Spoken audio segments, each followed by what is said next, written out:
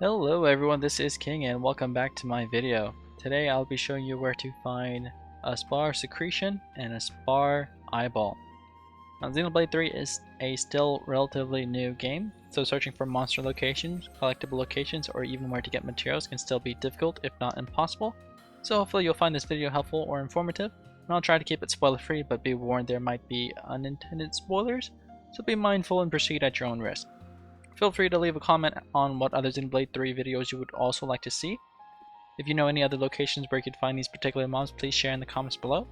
And be sure to follow me for other Xenoblade 3 related content, or just check out my Let's Play, which is included in the description. Now let's get started. Aspar Secretion and Aspar Eyeballs are dropped by Aspars, and they are these snake-like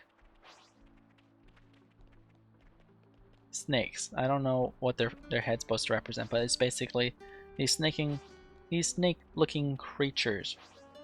Now, as I said in my previous videos, Aspars drop the same materials, but the prefix doesn't matter. So if it's a rattle Aspar, blue Aspar, red Aspar, it doesn't matter.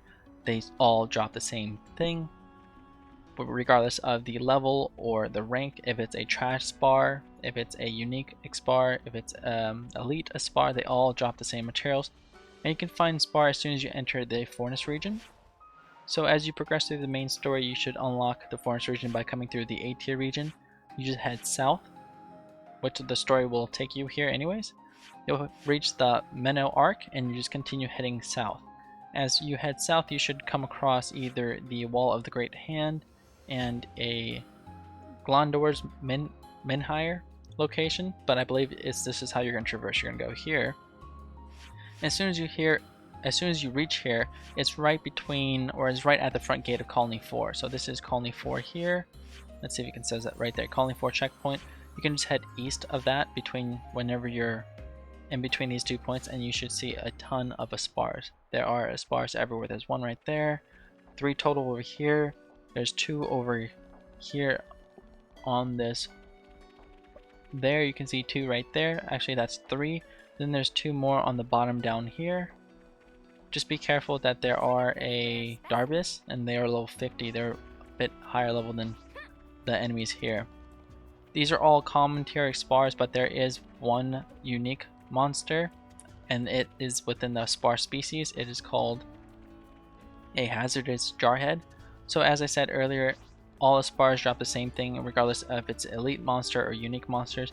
Unique monsters typically hold their own unique names, but as long as they're the same species, meaning they look exactly like these Aspars here, they drop the same materials. So here, I'll go ahead and demonstrate it now. For these Aspars, you can probably just farm the hazardous jarhead if you have the capabilities to do so.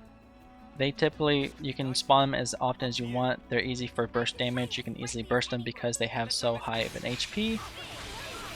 Or if you don't want to farm the hazardous jarheads, what you can do is just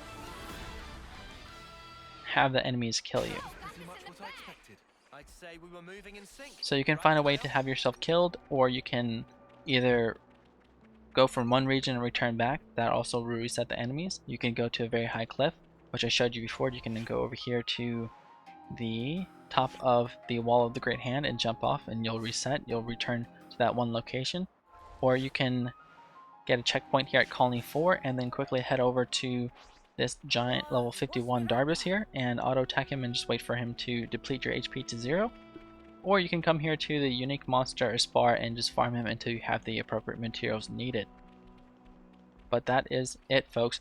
It doesn't matter which region you find these Aspars at. Honestly, the moment you find the first Aspar, they drop the same things. The earliest you're going to find them here is in the Fornis region after you progress a little further into the story. And you should be able to get everything you need. Alright folks, hopefully that was a helpful information for you. Let me know what other Xenoblade 3 videos you would like to see as well. And be sure to follow me for more Xenoblade 3 content. I do post daily. And I'll see you all in the next one.